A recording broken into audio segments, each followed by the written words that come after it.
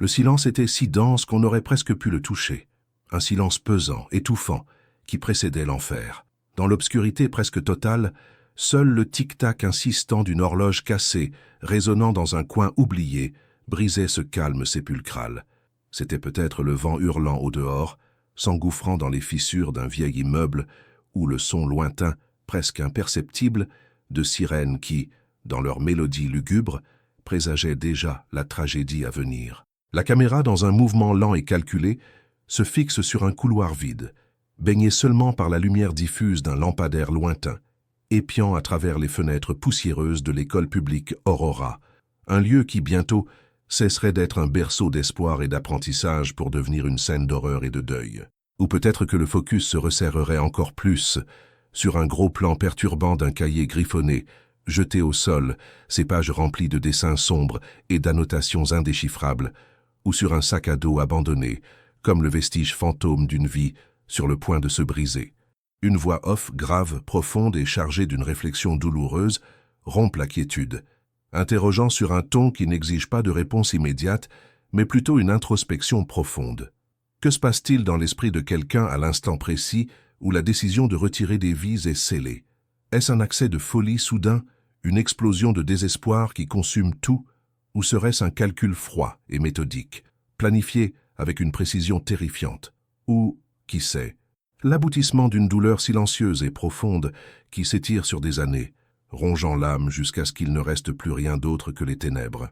Ces questions, qui résonnent dans les couloirs de notre propre conscience collective, sont le point de départ d'un voyage qui ne cherche pas de réponse facile, mais plutôt la compréhension des complexités qui façonnent le comportement humain. Ce documentaire intitulé « L'esprit et la face sombre d'un tireur », que se passe-t-il à l'instant où il décide de tuer, est une invitation à une immersion sans précédent dans les profondeurs de la psyché humaine. Ce n'est pas seulement un reportage sur un crime, mais la promesse d'un voyage investigatif et sensoriel à travers les ombres les plus denses de l'esprit, une plongée dans l'abîme qui s'ouvre lorsque l'humanité se fragmente. Nous allons explorer les complexités qui mènent un individu, comme Lucas Viana, à franchir la ligne de la violence extrême, à empoigner une arme et à transformer un environnement de paix en un décor de guerre. Nous ne nous contenterons pas des gros titres superficiels ou des jugements hâtifs qui déforment souvent la réalité. Notre objectif est de démystifier les préjugés, de renverser les barrières de l'ignorance et de chercher à comprendre les multiples facteurs, qu'ils soient psychologiques, sociaux ou environnementaux, qui s'entrelacent de manière complexe pour former l'esprit d'un tireur. Pour ce faire, nous allons compter sur la perspective de personnages qui ont vécu cette tragédie sous des angles distincts et complémentaires. Le docteur Elias Costa, psychologue légiste de renom et expert en profilage criminel et comportement violent, sera notre guide principal dans ce voyage. Fort de sa vaste expérience et de ses connaissances scientifiques, il agira comme analyste principal, guidant le public à travers les complexités de l'esprit de Lucas Viana, offrant des éclairages basés sur la science et l'observation clinique. Ces analyses nous aideront à comprendre le parcours de Lucas, depuis son enfance dans la maison de Lucas Viana, un environnement qui, à travers des descriptions et des preuves, révélera l'isolement, les tensions familiales et les premiers signes de sa trajectoire sombre, jusqu'à l'acte final. Mais nous ne resterons pas uniquement dans l'analyse froide des faits. Nous entendrons la voix de Sofia Mendes, l'une des victimes survivantes de l'attaque à l'école Aurora, dont la perspective offre un contrepoint humain, viscéral et douloureux à l'analyse psychologique. Son courage à partager son histoire représente la résilience inébranlable et le traumatisme profond de ceux qui vivent la violence de près, qui sentent dans leur chair les cicatrices laissées par des actes aussi lâches. Sa voix est un rappel constant que derrière chaque statistique existe une vie impactée, une histoire de douleur et de dépassement. C'est la preuve que, même dans le pire des scénarios, l'espoir et la force de continuer peuvent fleurir. Et bien sûr, nous aurons l'inspecteur Carlos Almeida, chef de l'équipe d'enquête sur l'affaire, qui représente la réponse de la loi et la recherche incessante de justice et de compréhension. Il nous racontera la chronologie des faits, les défis pour élucider un crime aussi percutant et les efforts pour assembler le puzzle d'un esprit perturbé. Sa perspective nous emmènera dans les coulisses de l'enquête, révélant les difficultés et les découvertes qui ont façonné la compréhension de l'affaire, depuis les premières heures, après la tragédie jusqu'à la reconstitution des événements qui ont culminé dans l'horreur. Notre voyage se déroule au début du XXIe siècle, dans un contexte contemporain qui reflète les défis sociaux et psychologiques de l'ère numérique, de l'urbanisation accélérée et de la pression croissante sur les jeunes, au Brésil comme dans le monde. Nous aborderons les thèmes de la santé mentale, du harcèlement scolaire, de l'isolement social et de la facilité d'accès aux informations et idéologies extrémistes qui sont malheureusement devenus de plus en plus présents dans notre réalité, transformant la vie de nombreux jeunes en un champ de mine d'incertitude et d'angoisse. Ce documentaire n'a pas la prétention de justifier l'injustifiable, mais plutôt d'éclairer le chemin vers la prévention. Nous porterons notre regard sur le cabinet du Dr Elias Costa, où la complexité de l'esprit criminel est dévoilée à travers des discussions, des graphiques et des simulations conceptuelles, cherchant des schémas et des alertes qui pourraient être identifiés avant qu'une nouvelle tragédie ne se produise. Et nous visiterons également le Centre communautaire Renaissance, un lieu de soutien et d'accueil pour les victimes et leurs familles, qui symbolise la résilience, la reconstruction post-traumatique et la quête d'un futur moins violent. C'est un phare d'espoir au milieu des ténèbres, montrant qu'il est possible, oui, de se relever et de lutter pour un lendemain meilleur, pour une société plus sûre et plus empathique. Notre objectif majeur est de mettre le spectateur au défi de regarder au-delà du titre sensationnaliste, au-delà du choc initial, pour voir l'humanité brisée derrière l'acte et de réfléchir à la responsabilité collective dans la prévention de telles tragédies. Car au fond, l'histoire de Lucas Viana, aussi spécifique soit-elle, porte les échos de tant d'autres vies, de tant d'autres jeunes qui, en silence, mènent peut-être leurs propres batailles internes. Il est nécessaire que nous, en tant que société, prêtions plus d'attention, que nous n'ignorions pas les signes, que nous créions des réseaux de soutien, que nous offrions de l'aide avant qu'il ne soit trop tard. L'urgence de cet appel, la nécessité d'une vigilance sociale plus attentive, prend des contours encore plus dramatiques quand nous nous tournons vers le berceau de l'angoisse, vers les premières années qui ont façonné l'âme fragmentée de Lucas Viana. C'est dans la maison de Lucas Viana, un foyer qui aurait dû être un refuge, mais qui s'est transformé en théâtre de son isolement, que les premiers murmures de l'obscurité ont commencé à résonner. Nous entrons dans cet espace non pas comme des intrus, mais comme des observateurs silencieux, tentant de déchiffrer les énigmes d'une enfance qui, avec le recul, hurle pour attirer l'attention. Les images qui surgissent sont d'une mélancolie presque palpable. Une voiture télécommandée, poussiéreuse, oubliée dans un coin du salon, comme l'écho muet de jeux qui n'ont jamais vraiment eu lieu. Des figurines d'action, encore dans leur boîte, intactes, révèlent une absence de fantaisie et de convivialité ludique. La chambre de Lucas Viana, sanctuaire de désordre, n'est pas le chaos typique de l'adolescence, mais le reflet d'un esprit en pleine turbulence, un univers privé où la solitude semblait être la seule compagne constante. Des livres empilés, des cahiers griffonnés de dessins sombres, une guitare appuyée contre le mur, peut-être une échappatoire jamais réellement explorée. L'atmosphère est d'une quiétude pesante, où le silence n'est pas la paix, mais l'absence assourdissante d'interaction, de rire, de voix qui se mélangent. On dirait que là, entre ces murs, le temps s'écoulait différemment, plus lentement, plus densément, marquant chaque minute de l'encre invisible de l'abandon. Le docteur Elias Costa, fort de sa vaste expérience en profilage criminel et comportement violent, nous guide à travers ce voyage douloureux, pointant ce qu'il appelle les signaux d'alerte précoces. Souvent, explique le docteur Costa, on cherche un événement catalyseur grandiose, un jalon incontestable, mais en réalité la graine de l'aliénation est plantée par de petits actes, par des expériences répétées d'invisibilité. Le harcèlement persistant, ces moqueries lourdes qui ne laissent aucun répit à l'école, le surnom cruel qui colle à la peau comme un tampon, l'exclusion des groupes d'amis, tout cela ronge l'estime de soi d'un enfant, d'un jeune. Et il n'y a pas que l'agression explicite. La négligence émotionnelle, l'absence d'un regard qui reconnaît, d'un câlin qui réconforte, d'une conversation qui valide les sentiments, est tout aussi dévastatrice. C'est comme si le monde disait de façon répétée « tu n'as pas d'importance ». Et quand vous n'avez pas d'importance pour les autres, la tendance est que vous commenciez à ne plus en avoir pour vous-même, ou pire, que vous commenciez à ressentir de la colère pour ce manque d'importance. La difficulté à nouer des liens sociaux, à se sentir membre d'une bande, est un autre point crucial souligné par le docteur Costa. L'enfant qui devient un tireur, affirme-t-il, d'une voix empreinte d'une tristesse professionnelle, n'est pas intrinsèquement mauvais au sens traditionnel. C'est, la plupart du temps, un enfant qui se sent profondément incompris, invisible ou constamment menacé. Il vit dans un état d'alerte, d'autodéfense, parce que le monde, pour lui, est un endroit hostile. Imaginez la douleur d'être le dernier choisi pour l'équipe de foot, ou de voir ses camarades de classe organiser une sortie au centre commercial sans vous appeler, d'être la cible de moqueries à cause d'une caractéristique physique ou d'un tempérament plus introspectif. Ces expériences, qui pour beaucoup peuvent paraître triviales, sont pour un esprit en formation, surtout s'il est déjà vulnérable, comme des coups continus qui pavent un chemin de ressentiment. Le récit se tourne alors vers la manière dont Luca Viana a pu intérioriser ces expériences. La douleur, d'abord ressentie comme un poids insupportable, se métamorphose graduellement en ressentiment. La peur, le sentiment d'impuissance, face à la cruauté d'autrui ou à l'indifférence familiale, commence à être sublimé dans un fantasme de pouvoir, un refuge mental où lui, et lui seul, détiendrait le contrôle.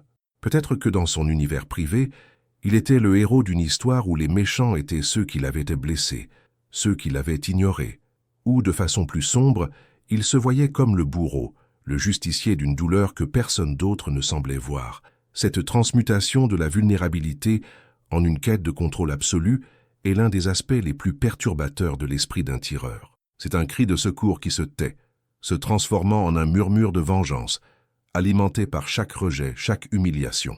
La voix off du documentaire questionne alors avec une mélancolie qui cherche des réponses dans un passé inatteignable. Est-ce que les premiers signes étaient là mais que personne ne les a vus? Au milieu du tumulte de la vie, de la routine frénétique qui nous consume, est-ce que nous avons manqué de remarquer un cri silencieux? Ou est-ce que la société, avec ses mécanismes de soutien et d'accueil défaillants, a échoué à offrir le soutien nécessaire à un cœur qui commençait déjà à se fragmenter? Qui sait si un professeur plus attentif, un camarade qui aurait tendu la main ou même un proche qui aurait su lire entre les lignes du silence n'aurait pas pu changer le cours de cette tragédie? La sensation inquiétante qui plane dans l'air est que le passé, aussi lointain soit-il, est un écho constant au présent, une ombre projetée qui, sans une attention particulière, continue de façonner les destins, préparant le terrain pour la prochaine phase de la vie de Luca Viana, une phase où la douleur enfantine commencerait à se solidifier en choix irréversible.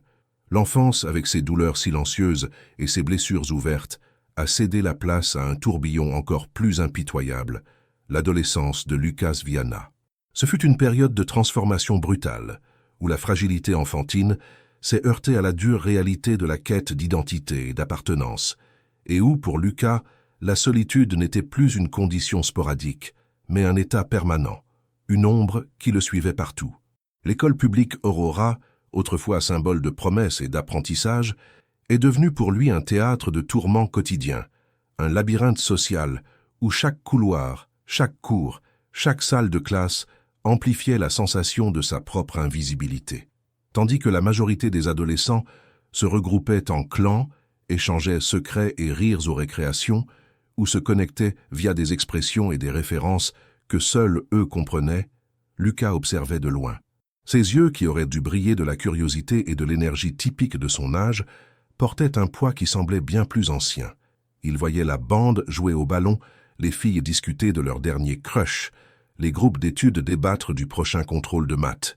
Pour eux, l'école publique Aurora était un univers vibrant, plein de possibilités. Pour Lucas, c'était un désert bruyant, où l'écho de sa propre exclusion était la seule mélodie constante. Le harcèlement qui pouvait être subtil auparavant devenait plus direct, plus cruel, alimenté par la perception de sa vulnérabilité. Surnoms méchants, bousculades déguisées, rires étouffés sur son passage, chacun de ces actes était une brique de plus dans le mur d'isolement qu'il construisait autour de lui.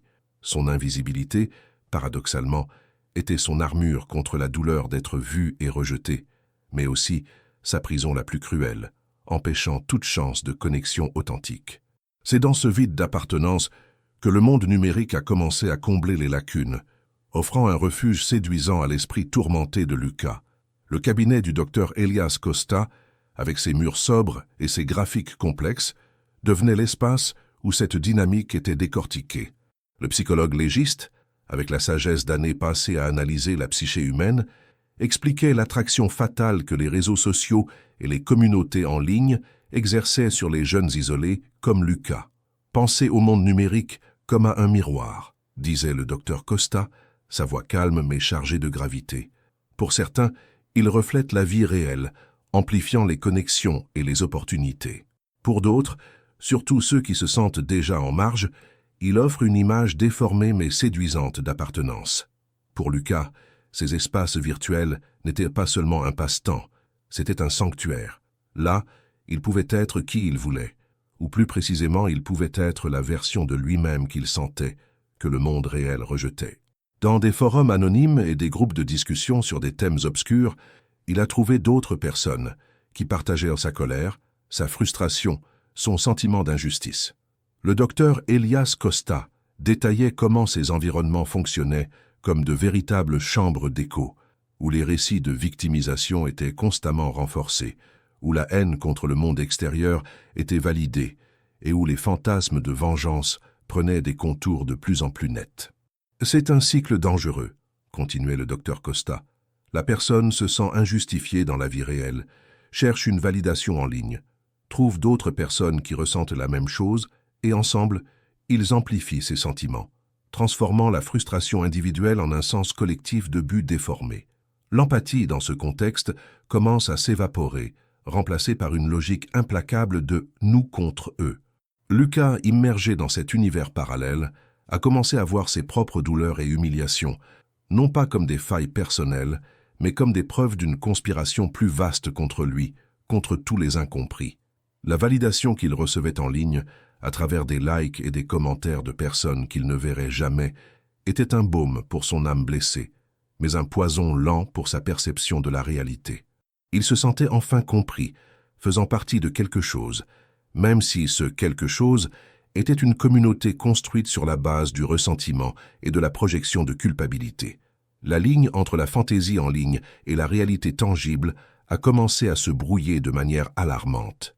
Les discussions sur la justice et la rétribution sur les forums, qui initialement pouvaient sembler n'être que des défouloirs, se sont graduellement métamorphosées en plans concrets, en scénarios de vengeance qui semblèrent de plus en plus plausibles, de plus en plus nécessaires. L'isolement numérique n'a pas seulement approfondi sa solitude, il a aussi fourni un terreau fertile à la radicalisation de ses idées. Ce qui avait commencé comme une recherche de connexion, d'un endroit où il pourrait être accepté, s'est transformé en un chemin sombre, où l'empathie a été progressivement étouffée et où la déconnexion totale de la réalité est devenue imminente. Les heures passées devant l'écran, la lueur bleue éclairant son visage dans sa chambre de la maison de Lucas Viana, était un portail vers un monde où il se sentait puissant, où sa colère était justifiée et où l'idée de rendre la douleur qu'il ressentait semblait être la seule issue. La question résonnait dans l'air sombre et urgente, planant sur le récit de la vie de Lucas Viana comme un nuage d'orage. À quel moment la quête de connexion en ligne se transforme-t-elle en un chemin vers la déconnexion totale de la réalité et de l'empathie, pavant le terrain pour l'impensable? Les ténèbres numériques, qui semblaient parfois être un refuge, étaient en réalité une chambre d'écho pour les fantômes internes, amplifiant les distorsions qui se formaient dans l'esprit d'individus comme Lucas Viana. C'est dans ce labyrinthe psychologique que le docteur Elias Costa nous invite à entrer dans son cabinet, un espace de sobriété et d'analyse où la complexité de l'esprit humain est disséquée avec la précision d'un chirurgien. L'environnement, avec ses étagères remplies de livres et ses graphiques sur un écran haute définition, n'est pas froid, mais constitue un sanctuaire de quête de compréhension. Le docteur Costa, avec sa voix calme et son regard pénétrant, entame l'exploration d'un terrain mouvant, démystifiant l'idée simpliste qu'un tireur naît d'une cause unique ou d'une folie instantanée. Il n'existe pas de profil de tireur unique, un manuel qu'on lirait et hop, on identifie, explique le docteur Elias Costa, faisant un geste vers un schéma complexe qui apparaît sur l'écran derrière lui, montrant une toile de facteurs interconnectés. Ce que nous avons, c'est une confluence de traits, de conditions qui, lorsqu'elles s'alignent, augmentent de manière exponentielle le risque de tragédie. C'est comme un puzzle macabre, où chaque pièce, prise isolément, peut sembler inoffensive, mais qui, ensemble, forment un scénario de violence inimaginable. Il pointe l'un des blocs du graphique qui s'illumine. Le narcissisme blessé. Ce n'est pas l'estime de soi élevée qui pose problème, mais plutôt la croyance gonflée en une grandeur personnelle, en un destin grandiose, qui est constamment écrasé par la réalité. La personne se voit comme un génie incompris, un leader non reconnu, et le monde, dans sa perception déformée, conspire pour la maintenir petite, humiliée. La colère qui naît de cette dissonance est profonde, corrosive. Pour Luca Viana, nous pouvons imaginer que cette grandeur latente se heurtait à l'insignifiance apparente de sa vie, au manque de reconnaissance, peut-être même au mépris qu'il ressentait ou imaginait ressentir de la part de ses camarades à l'école Aurora, ou même chez lui. L'écran change, et maintenant un nouveau concept est mis en avant, la paranoïa. C'est la sensation constante d'être poursuivi, que tout le monde est contre vous, que les gens vous jugent, vous tendent des pièges, continue le docteur Costa, son ton s'approfondissant. Dans le contexte de Luca, cette paranoïa pouvait se manifester par la conviction qu'il était la cible de moqueries, qu'il était l'exclu par excellence, même s'il n'y avait pas toujours de preuves concrètes pour cela. Internet, comme nous l'avons vu, peut être un terrain fertile pour amplifier ces sentiments, transformant un commentaire innocent en une preuve irréfutable de persécution. Il devient un justicier potentiel, quelqu'un qui croit que lui seul peut corriger les injustices qu'il a subies ou dont il a été témoin réel ou imaginaire. Des animations subtiles à l'écran illustrent un esprit en conflit, avec des figures sombres tapies dans l'ombre représentant la paranoïa. Ensuite, le focus se tourne vers le manque d'empathie, l'un des piliers de la déshumanisation. C'est l'incapacité de se mettre à la place de l'autre, de ressentir la douleur d'autrui comme si c'était la sienne, explique le psychologue légiste. Pour beaucoup de ces individus, les victimes deviennent de simples objets, des pièces dans un jeu plus vaste dépourvu d'humanité. La violence cesse d'être un acte contre une personne pour devenir une manière d'exprimer une frustration interne, une vengeance contre un système ou une société qui, à leurs yeux, les a opprimés. Luca, peut-être, en est arrivé à un point où les gens de l'école Aurora n'étaient plus des camarades ou des professeurs, mais des symboles de tout ce qu'il détestait ou qui le faisait souffrir. Le docteur Elias Costa introduit alors un concept moins connu, mais tout aussi crucial, l'alexithymie.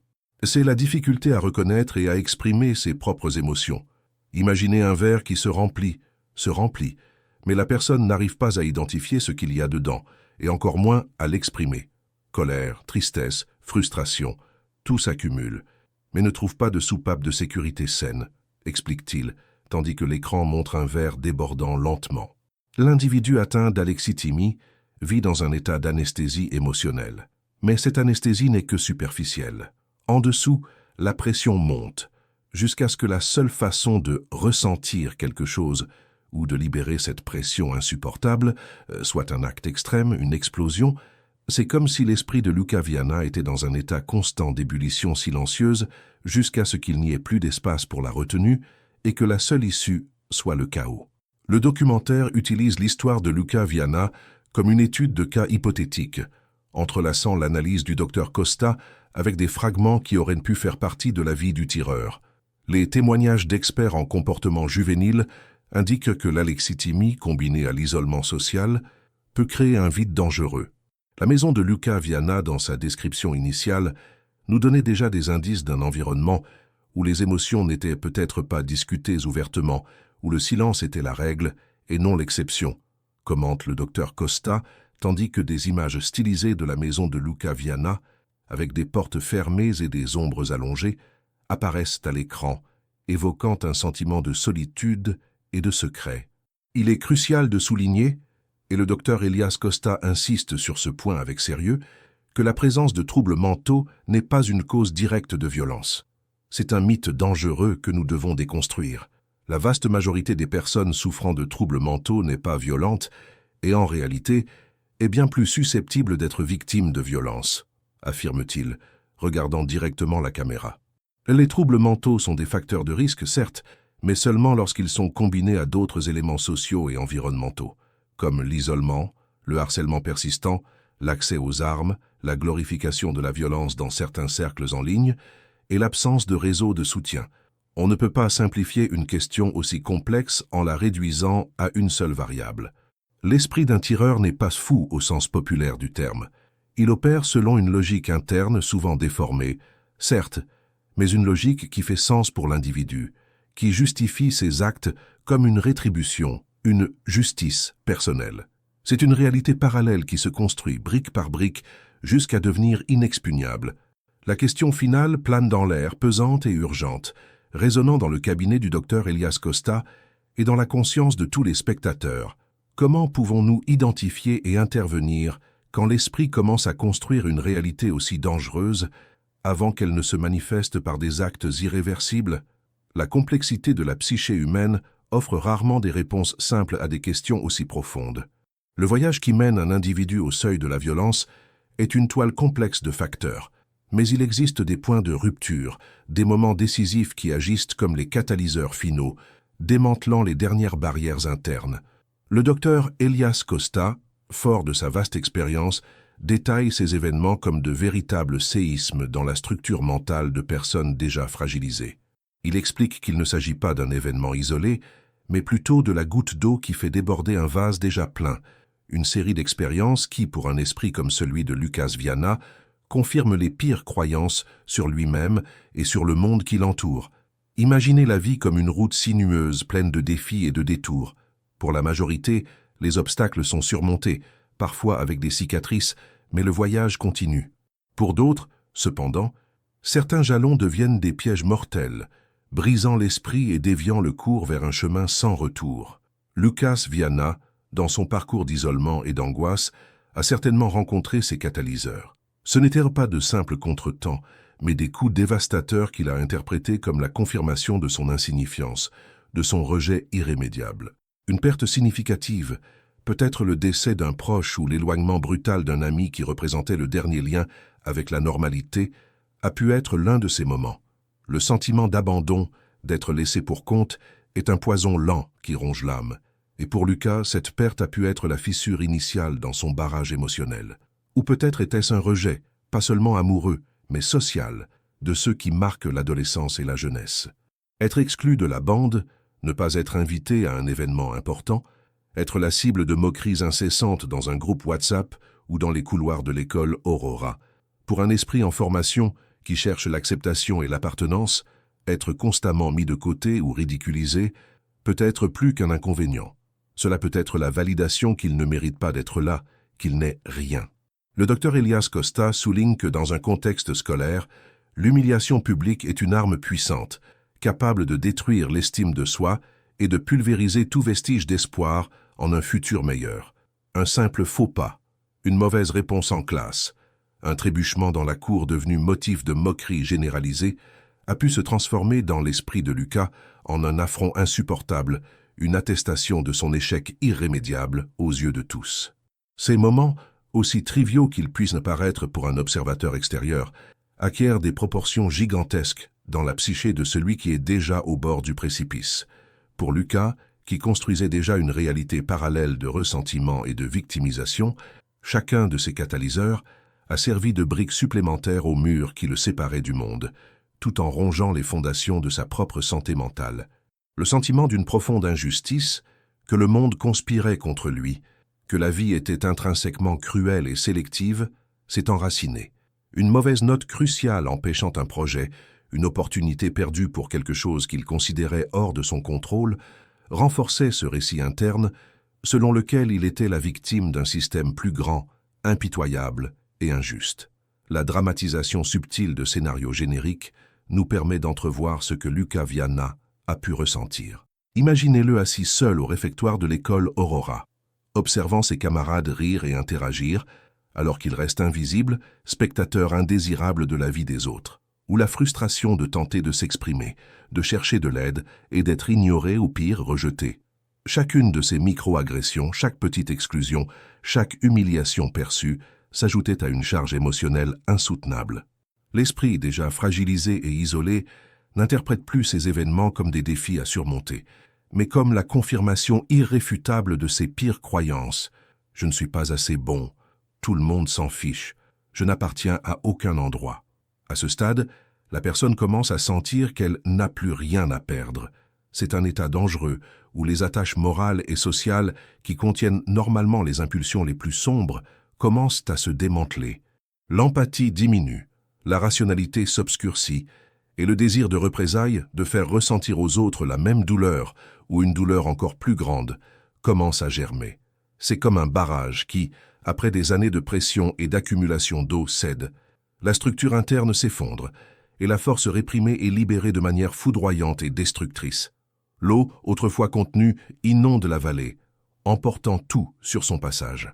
De la même manière, la douleur et le désespoir accumulés dans l'esprit de Luca Viana ont pu trouver dans ces catalyseurs le point de non-retour, le moment où la barrière entre la pensée et l'action s'est rompue. La fragilité de l'esprit humain face à l'adversité est un rappel cinglant de l'importance des réseaux de soutien, de l'écoute active et de l'intervention précoce. Combien de Luca Viana existent par là, accumulant des douleurs silencieuses, attendant le catalyseur qui les poussera dans l'abîme. La société, avec sa précipitation et ses exigences, échoue souvent à voir les signes, à tendre la main, à créer un environnement où l'espoir peut fleurir même face à la difficulté. Quand l'espoir s'évanouit et que le sentiment de victimisation domine, quel est le dernier fil qui empêche la chute dans l'abîme de la violence? C'est la question qui plane dans l'air, tandis que l'esprit de Luca Viana commence à passer de la douleur et du désespoir à la phase la plus sombre de toutes, la planification. À partir de cet instant, la souffrance qui rongeait Luca Viana a fait place à une obsession froide et calculée, transformant chaque fragment de sa douleur en brique pour la construction d'un plan macabre. Cette étincelle, ce catalyseur que le docteur Elias Costa étudiait tant, avait allumé une fournaise de ressentiment où le fantasme de vengeance et de pouvoir commençait à se solidifier en une structure effroyablement logique. Ce n'était plus seulement une échappatoire mentale, une rêverie sombre pour supporter la solitude dans la maison de Luca Viana. C'était devenu un projet, un scénario détaillé pour une tragédie qu'il voyait comme sa seule issue, son seul cri d'existence. Dans le cabinet du docteur Elias Costa, les réseaux neuronaux complexes d'un cerveau en plein effondrement étaient disséqués. La planification, expliquait le psychologue légiste, avec une gravité qui pesait dans l'air, n'est pas seulement une question de logistique. Il ne s'agit pas seulement de comment acquérir une arme, ou attaquer, ou quand. C'est un processus psychologique intense, où l'esprit du tireur, après le déclic émotionnel, devient obsessif et méthodique. Chaque étape du plan est une auto-justification, une validation de la justice qu'il croit être sur le point d'exécuter. Pour Luca Viana, sa chambre dans la maison de Luca Viana a cessé d'être un simple refuge pour devenir un quartier général. Les murs invisibles de son isolement abritaient désormais un univers de cartes, de notes fébriles et de recherches en ligne. Il n'y avait aucun témoin au spectacle silencieux de son esprit en ébullition. Dans des reconstitutions hypothétiques, les écrans d'ordinateur et les carnets prenaient vie, montrant des croquis rudimentaires de l'école Aurora, avec des flèches indiquant des voies de fuite, les angles morts des caméras de sécurité et l'emplacement exact des salles de classe et des zones communes. Chaque détail était méticuleusement pesé, chaque étape répétée encore et encore dans son esprit, comme un chef d'orchestre répétant une symphonie de destruction. La voix off décrivait le monde interne du tireur, un lieu où la ligne entre réalité et fiction s'effaçait complètement. Pour Luca, chaque trait sur le papier, chaque clic sur le clavier, était un pas vers le contrôle qu'il n'avait jamais senti avoir. L'anticipation de la violence ne s'accompagnait pas de peur ou de répulsion, mais d'un étrange sentiment de puissance, de se sentir enfin vu, de laisser une marque indélébile dans un monde qui l'avait ignoré et blessé. Les victimes, pour lui, n'étaient plus des individus avec des rêves, des familles et des vies. C'étaient des silhouettes sans visage, de simples obstacles ou les symboles d'une oppression qu'il devait renverser. L'inspecteur Carlos Almeida, qui analyserait plus tard chaque vestige de cette préparation, verrait la froideur de la planification comme l'un des aspects les plus perturbateurs de l'affaire. L'absence de remords préalable, la capacité à déshumaniser complètement ceux qui seraient touchés, témoignait de la profonde rupture psychologique de Luca Viana. C'était une logique déformée où l'acte de tuer était recontextualisé comme une forme de justice, une rétribution pour les années de mépris et de harcèlement qu'il estimait avoir subi. L'école Aurora, le lieu qui aurait dû être un temple du savoir, se transformait en sa scène privée pour un spectacle de vengeance. Les recherches en ligne de Luca, si elles pouvaient être totalement récupérées, révéleraient un schéma perturbant. Recherches sur des types d'armes, tutoriels de fabrication d'explosifs artisanaux, récits d'autres attaques et forums où la violence était glorifiée. C'était une plongée de plus en plus profonde dans un abîme numérique, où il trouvait validation et inspiration pour ses impulsions les plus sombres. La maison de Luca Viana, autrefois un foyer, était devenue l'épicentre d'une conspiration contre le monde, un bunker d'idées létales. La solitude, autrefois un fardeau, était désormais un avantage, permettant au plan de s'épanouir sans interruption ni remise en question. Le docteur Elias Costa soulignait l'importance de comprendre cette phase de planification. C'est ici que le fantasme devient un projet. C'est le point où l'esprit de l'individu se convainc qu'il n'y a pas d'autre issue, que la violence est la seule réponse valable. La déshumanisation des victimes est cruciale. Sans elle, la conscience morale, aussi ténue soit-elle, pourrait intervenir. Mais Luca Viana, dans sa bulle de ressentiment, avait déjà effacé l'humanité de ses cibles. Ce n'étaient que de simples concepts, des obstacles à éliminer sur son chemin vers la rédemption ou la reconnaissance. L'attention devenait palpable à chaque détail imaginé, à chaque étape mentalement exécutée. À chaque griffonnage sur le papier, à chaque élément ajouté à sa liste mentale, le plan de Luca Viana cessait d'être une ombre dans son esprit pour se matérialiser en quelque chose d'effroyablement réel. Le spectateur sentait l'inévitabilité approcher, la barrière de plus en plus fine entre la pensée et l'action se désagrégeant. Que se passe-t-il quand l'imagination la plus sombre rencontre la capacité d'exécution, transformant des pensées destructrices en un scénario tragique? La réponse, dans le cas de Luca Viana, était sur le point d'être révélée, et le point de non-retour était dangereusement proche, n'attendant que le bon moment pour se manifester à l'école Aurora. Le tic-tac de l'horloge sur le mur de la maison de Luca Viana semblait amplifié cette nuit-là, chaque seconde comme un marteau frappant à la porte d'une décision irréversible. Il n'y avait ni éclair, ni tonnerre, juste un silence oppressant qui engloutissait tout son extérieur, laissant place uniquement au tumulte interne qui se jouait dans l'esprit du jeune homme. Luca Viana ne montrait aucune agitation extérieure. Au contraire, un calme glacial semblait s'être emparé de lui, un vernis dangereux sur un volcan prêt à entrer en éruption. Ses pas étaient lents, méthodiques, alors qu'il se déplaçait parmi les quelques objets de sa chambre, chaque toucher, chaque regard chargé d'un poids que lui seul comprenait. Sa respiration, presque imperceptible, était la seule preuve que la vie pulsait encore dans son corps, bien que son âme soit déjà ailleurs, dans un abîme dont le retour semblait impossible. Le docteur Elias Costa, dans son cabinet, analysait des graphiques complexes, ses yeux experts cherchant des schémas dans des données qui, pour la plupart, ne seraient que des chiffres froids. Il ne s'agit pas d'un simple déclic, d'un interrupteur qu'on allume ou qu'on éteint, expliquait le psychologue légiste d'une voix grave et posée.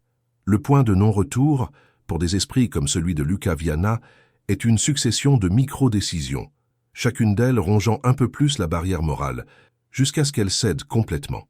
C'est un processus insidieux, où la logique déformée se construit brique par brique, pavant la route vers l'acte final.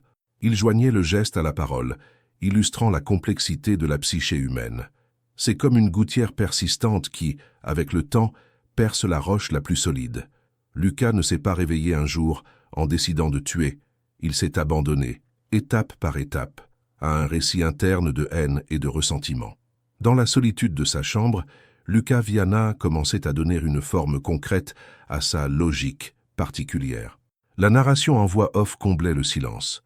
Il voyait le monde comme une scène dont il était le protagoniste d'une injustice sans fin, et les autres comme de simples figurants, complices silencieux ou actifs de sa souffrance. Le fantasme de puissance, de renverser la vapeur, d'imposer sa volonté, n'était plus une rêverie, mais une réalité palpable, presque un droit acquis.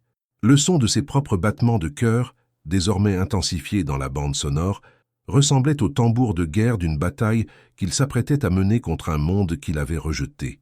Chaque battement était une confirmation, une validation de la nécessité de sa vengeance. La rationalisation de l'acte était méticuleuse. Les victimes, autrefois des individus avec leurs propres vies et rêves, étaient déshumanisées, transformées en symboles abstraits de ses frustrations.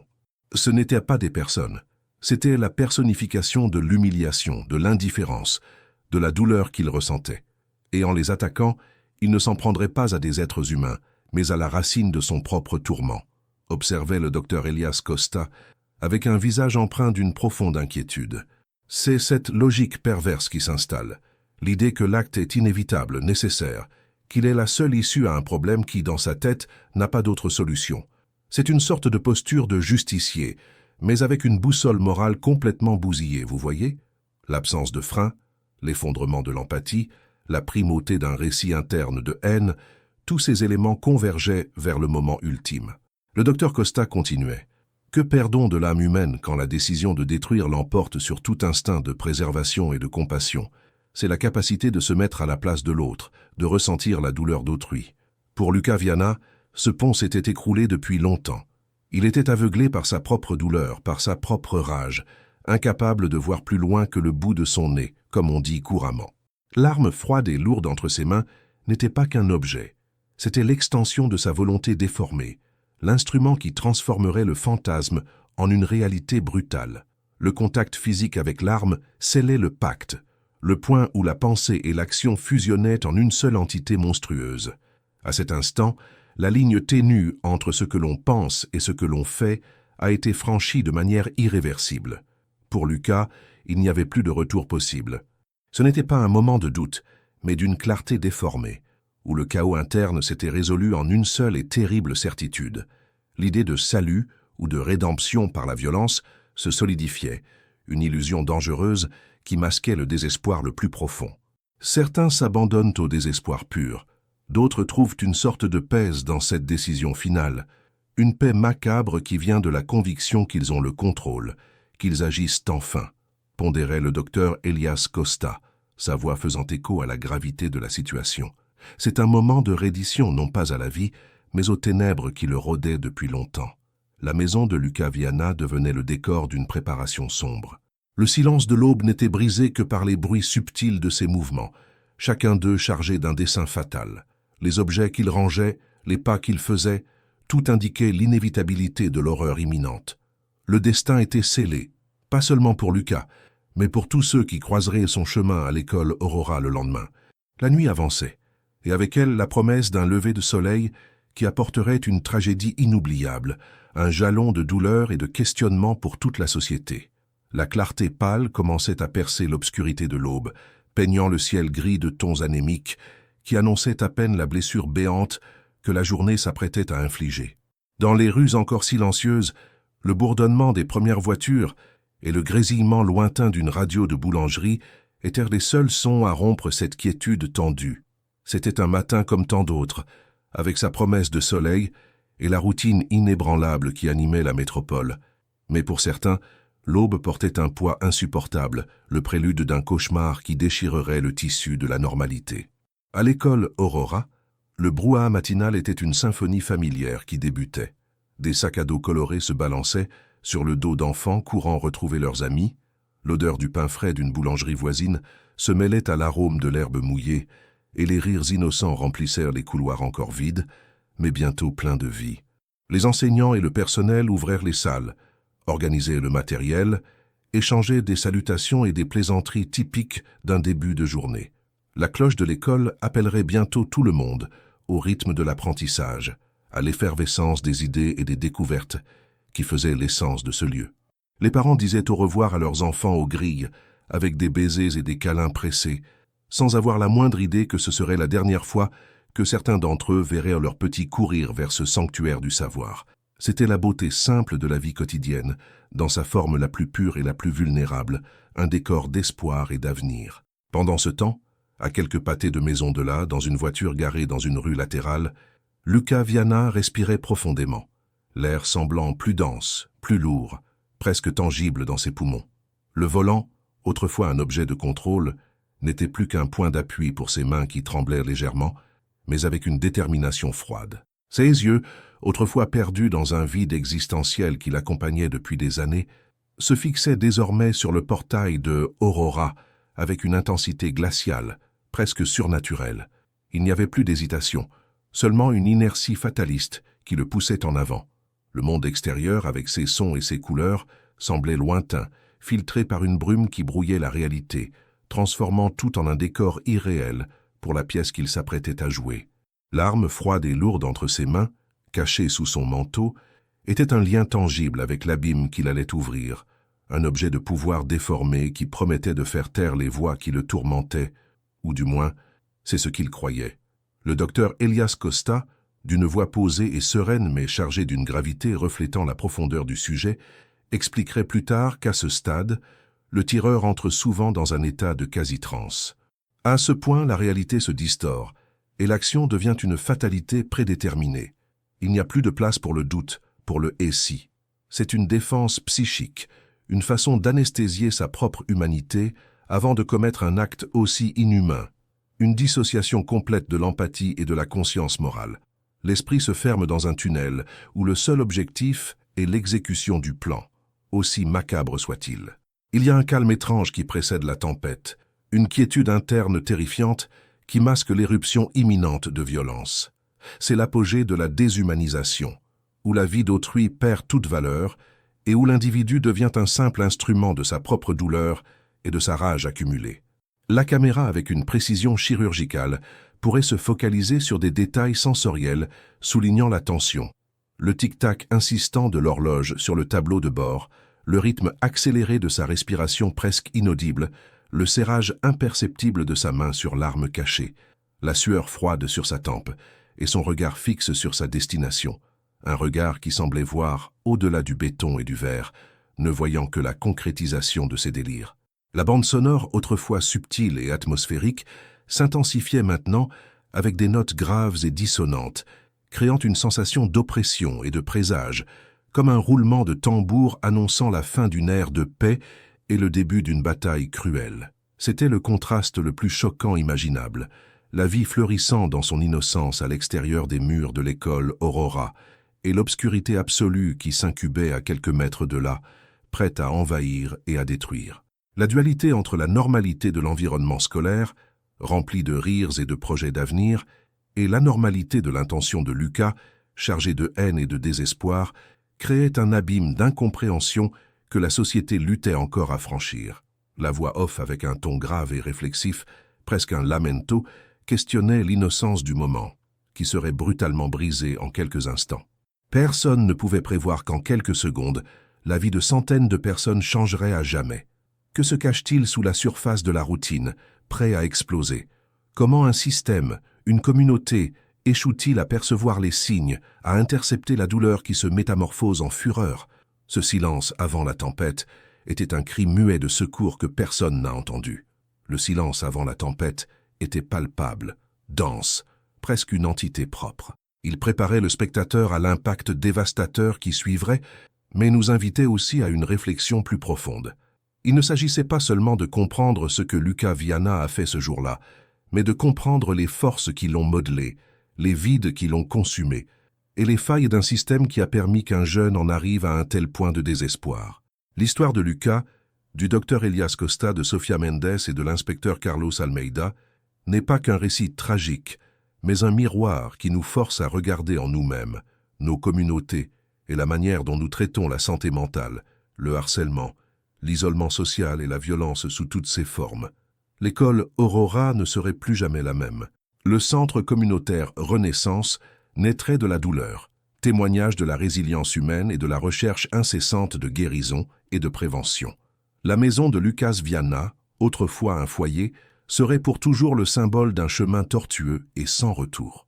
Ce documentaire a cherché à dévoiler les complexités derrière l'acte, non pour justifier, mais pour tenter de comprendre et, ainsi, peut-être, éviter que d'autres Aurora ne viennent à saigner. L'esprit humain est un univers vaste et mystérieux, capable des plus grandes beautés comme des plus profondes cruautés. Il nous appartient, en tant que société, d'éclairer les coins les plus sombres, de tendre la main et l'oreille, et de construire des ponts là où il n'y avait que des abîmes. C'est un appel à l'action, à l'empathie, à la vigilance. Pour chaque Lucas Viana qui surgit, il y a une faille collective que nous devons affronter. Que la mémoire des victimes de l'école Aurora et la douleur des survivants, comme Sofia Mendes, nous inspirent un engagement inébranlable envers la vie, la santé mentale et la paix. Que la recherche incessante de justice de l'inspecteur Carlos Almeida et l'analyse du docteur Elias Costa servent de base à un futur où la prévention est une priorité et la violence un souvenir lointain. Si ce voyage à travers l'esprit et la face sombre d'un tireur a résonné en vous, Si vous croyez en l'importance de débattre de thèmes aussi complexes et douloureux, laissez un like pour que ce contenu atteigne plus de personnes. Abonnez-vous à la chaîne pour suivre d'autres enquêtes et réflexions et surtout partagez votre avis en commentaire. Votre voix, vos questions et vos idées sont fondamentales pour construire un futur où l'école Aurora redeviendra seulement un lieu d'espoir et d'apprentissage et non plus un symbole de douleur et de tragédie. Ensemble, nous pouvons faire la différence.